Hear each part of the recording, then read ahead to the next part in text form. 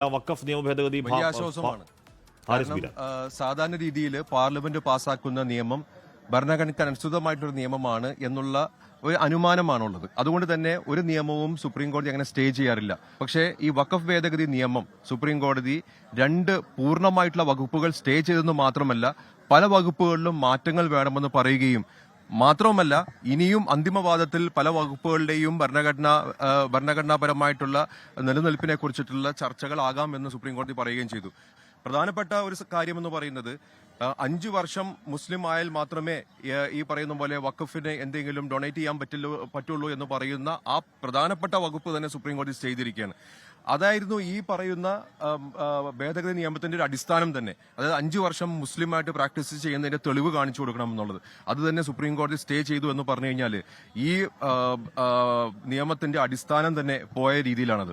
രണ്ടാമത്തെ കാര്യം അവർ കൊണ്ടുവന്നിരുന്നെന്ന് പറഞ്ഞു കഴിഞ്ഞാൽ ആർക്കെങ്കിലും ഒരു വഖഫ് സ്ഥാപനത്തെ കുറിച്ചിട്ട് ഒരു സംശയമുണ്ടെങ്കിൽ, അതായത് കേന്ദ്ര സർക്കാരിന്റെ സ്ഥലം കൈയേറ്റം ചെയ്തിട്ടുള്ള ഒരു വഖഫ് സ്ഥാപനമാണ് സംശയമുണ്ടെങ്കിൽ ആ സംശയത്തിന്റെ പേരിൽ വേണമെങ്കിൽ കളക്ടർക്ക് പരാതി കൊടുക്കുകയും കളക്ടർക്ക് ഒരു സംശയം പ്രഥമദൃഷ്ട്യാ ശരിയാണെന്ന് തോന്നുകയാണെങ്കിൽ അത് വഖഫ് സ്ഥാപനം അല്ലാതെയാക്കി മാറ്റാം എന്ന് പറയുന്ന ഒരു പ്രധാനപ്പെട്ട ഒരു വകുപ്പുണ്ടായിരുന്നു. ആ വകുപ്പും സുപ്രീം കോടതി സ്റ്റേ ചെയ്തു.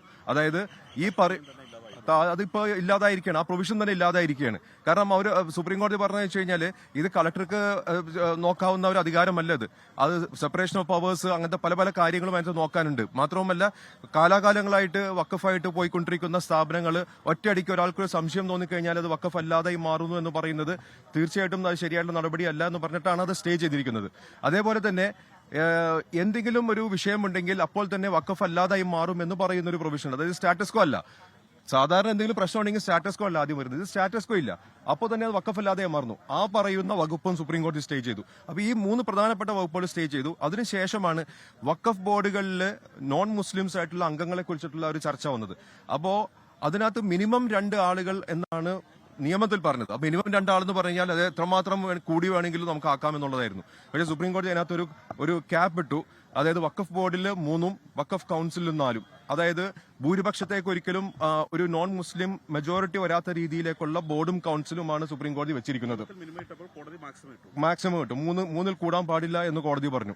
അപ്പോ നമ്മളുടെ വാദം എന്ന് പറയുന്നത് ഇപ്പോ നമ്മൾ ആർട്ടിക്കിൾ 14 വെച്ച് തുല്യതയെ കുറിച്ച് വാദിച്ചപ്പോ ബാക്കിയുള്ള ഇപ്പൊ ഹിന്ദു സമുദായത്തിൽ ക്ഷേത്രങ്ങളുടെ കാര്യം, സിഖ് സമുദായത്തിൽ ഗുരുദ്വാരയുടെ കാര്യങ്ങളിലെല്ലാം ആ കൈകാര്യം ചെയ്തുകൊണ്ടിരുന്നത് അവരവരുടെ സമുദായങ്ങളിലുള്ള അംഗങ്ങളാണ്. അതാണ് വേണ്ടത്. അതാണ് ഭരണഘടന പറഞ്ഞിരിക്കുന്ന കാര്യങ്ങളും. മതസ്വാതന്ത്ര്യം എന്ന് പറയുന്നത് അതാണ്.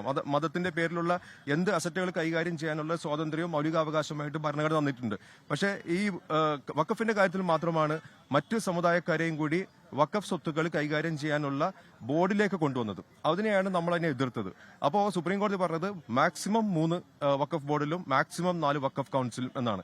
അപ്പോൾ ഒരു തരത്തിലും ഒരു ഭൂരിപക്ഷം ഇല്ലാത്ത രീതിയിലേക്ക് അതിനെ മാറ്റിയിരിക്കുകയാണ്.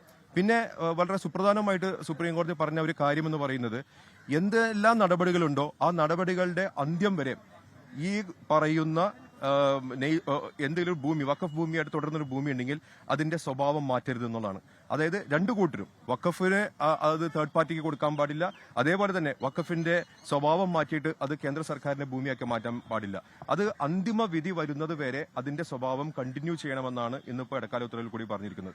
മറ്റൊരു കാര്യം പറഞ്ഞതെന്ന് വെച്ച് കഴിഞ്ഞാൽ സിഇഒന്റെ കുറിച്ചാണ്. വഖഫ് ബോർഡിന്റെ സിഇഒകളുടെ അപ്പോയിന്റ്മെന്റിനെ കുറിച്ചിട്ടാണ്. അത് സ്റ്റേ ചെയ്യണില്ലെങ്കിൽ പോലും കഴിവിന്റെ പരമാവധി ഒരു മുസ്ലിമിനെ തന്നെ സിഇഒ ആയിട്ട് വഖഫ് ബോർഡിനെ വെക്കണം എന്നുള്ളതും സുപ്രീം കോടതി പറഞ്ഞിട്ടുണ്ട്. അപ്പൊ ഞാൻ പറഞ്ഞു വരുന്നതെന്ന് പറഞ്ഞാൽ സാധാരണ ഒരു ഇടക്കാല ഉത്തരവിൽ കൂടി സുപ്രീം കോടതി ഒരിക്കലും ചെയ്യാത്തൊരു നടപടിയാണ് വഖഫ് നിയമത്തെ സംബന്ധിച്ച് ചെയ്തിരിക്കുന്നത്. നീണ്ട വിധിന്യായം തന്നെയാണ് എന്ന് പറഞ്ഞിരിക്കുന്നത്. ചീഫ് ജസ്റ്റിസ് ഗവായി എന്ന് പറഞ്ഞു. നീണ്ട വിധിന്യായമാണ്, ഇതെല്ലാം വായിച്ചു നോക്കേണ്ടതാണ് എന്ന് പറഞ്ഞു. അപ്പൊ അതിന്റെ അർത്ഥം എന്ന് പറഞ്ഞാൽ നമ്മൾ ആദ്യം തൊട്ടേ പറഞ്ഞുകൊണ്ടിരിക്കുന്നു ഈ നിയമം ഭരണഘടനാ വിരുദ്ധമാണെന്നുള്ളത്. സുപ്രീം കോടതി കണ്ടെത്തിയിരിക്കുന്നു. 3 വകുപ്പുകൾ സുപ്രീം കോടതി സ്റ്റേ ചെയ്തിരിക്കുന്നു. ഒരു കാരണവശാലും നമ്മൾ ചരിത്രത്തിൽ പോലും കാണാത്ത രീതിയിൽ പാർലമെന്റ് പാസാക്കിയേക്കുന്ന ഒരു നിയമം അത് ഇടക്കാല ഉത്തരവിൽ കൂടെ സുപ്രീം കോടതി അതിന്റെ 3 വകുപ്പുകൾ തന്നെ സ്റ്റേ ചെയ്തിരിക്കുന്നു. മറ്റു പല വകുപ്പുകളിലും പ്രശ്നങ്ങളുണ്ട് എന്ന് പറഞ്ഞിട്ട് അതിനുള്ള പരിഹാര മാർഗമായിട്ട് സുപ്രീം കോടതി പറയുന്ന രീതിയിൽ മാത്രമേ ചെയ്യാൻ പാടുള്ളൂ എന്ന് അത് പ്രാവർത്തികമാക്കാൻ പാടുള്ളൂ എന്നും സുപ്രീം കോടതി പറഞ്ഞിരിക്കുന്നു. നമ്മളെ സംബന്ധിച്ച് സർക്കാരിന് ഏറ്റവും വലിയൊരു തിരിച്ചടിയാണ്. നമ്മൾ ആദ്യം തൊട്ടേ പറഞ്ഞുകൊണ്ടിരിക്കുന്ന നമ്മുടെ വാദങ്ങളെല്ലാം സുപ്രീം കോടതി അംഗീകരിച്ചുകൊണ്ടിരിക്കുന്ന വലിയൊരു ആശ്വാസം തന്നെയാണ്. അല്ല, ചട്ടങ്ങൾ രൂപീകരിക്കുന്നത് ഇപ്പോ പ്രാക്ടീസിംഗ് മുസ്ലിം എന്ന് പറയുന്ന 5 വർഷമായിട്ട് മുസ്ലിമായിട്ട് പ്രാക്ടീസ് ചെയ്യുന്ന ഒരാൾക്ക് മാത്രം മാത്രമേ വഖഫ് ചെയ്യാൻ പറ്റുള്ളൂ എന്ന് പറയുന്ന കാര്യത്തിൽ യാതൊരു വിധത്തിലുള്ള ഒരു ക്ലാരിറ്റി ഇല്ല എന്നാണ് സുപ്രീം കോടതി പറഞ്ഞത്. ഇത് ആരാ തീരുമാനിക്കുന്നത്? സർക്കാരിന്റെ ഒരു ഉദ്യോഗസ്ഥൻ തീരുമാനിക്കുമോ നിങ്ങൾ മുസ്ലിമാണെന്ന്? അത് ഏത് രീതിയിലാണ് തീരുമാനിക്കുന്നത്? അതൊന്നും നിയമത്തിൽ പറഞ്ഞിട്ടില്ല.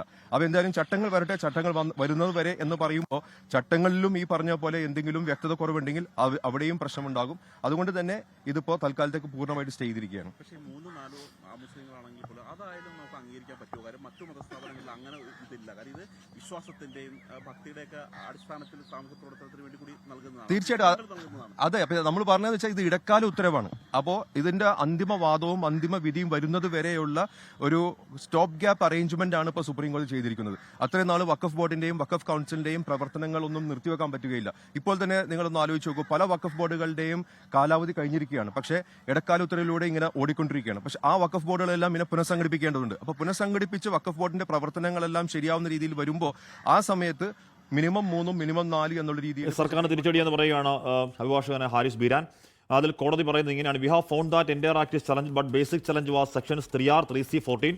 We have gone to legislative history from 1923 Act and considered prima facie challenge to each sections and hearing parties was not made out for entire start എന്ന് പറഞ്ഞിട്ട് but sections which are under challenge we have granted stay എന്ന് പറഞ്ഞുകൊണ്ടാണ് 3R need 5 years 5 വർഷം മുസ്ലിം ആവണം എന്നുള്ള ഭേദഗതി എടുത്ത് അതിന് സ്റ്റേ ചെയ്യുന്നത്. 2 proviso Waqf property shall not be treated as Waqf property എന്ന് പറയുന്നത് shall not consist of more than 4 non Muslim members and for state not more than 3 ex officio officer must be from Muslim ഉണ്ട് എന്ന് പറഞ്ഞാൽ ഈ പറഞ്ഞ വിവാദത്തിൽ നിൽക്കുന്ന അല്ലെങ്കിൽ ഈ ഹർജിക്കാർ ഉന്നയിച്ച ഒട്ടുമിക്ക എല്ലാ വകുപ്പുകൾക്കും സ്റ്റേ കൊടുക്കുന്നുണ്ട്. ആ അർത്ഥത്തിൽ അത് പൂർണ്ണാർത്ഥത്തിലുള്ള സ്റ്റേ ആണെന്ന് സമർത്ഥിക്കുകയാണ് ഹാരിസ് ബീരാൻ. ലോകത്തെവിടെയായാലും ഏത് സമയത്തും 24 വാർത്തകളും ഓഗ്മെന്റഡ് റിയാലിറ്റി പാക്കേജുകളും എക്സ്പ്ലെയിനറുകളും വിശദമായി കാണാൻ ഞങ്ങളുടെ യൂട്യൂബ് ചാനൽ നിങ്ങൾക്ക് സബ്സ്ക്രൈബ് ചെയ്യാം.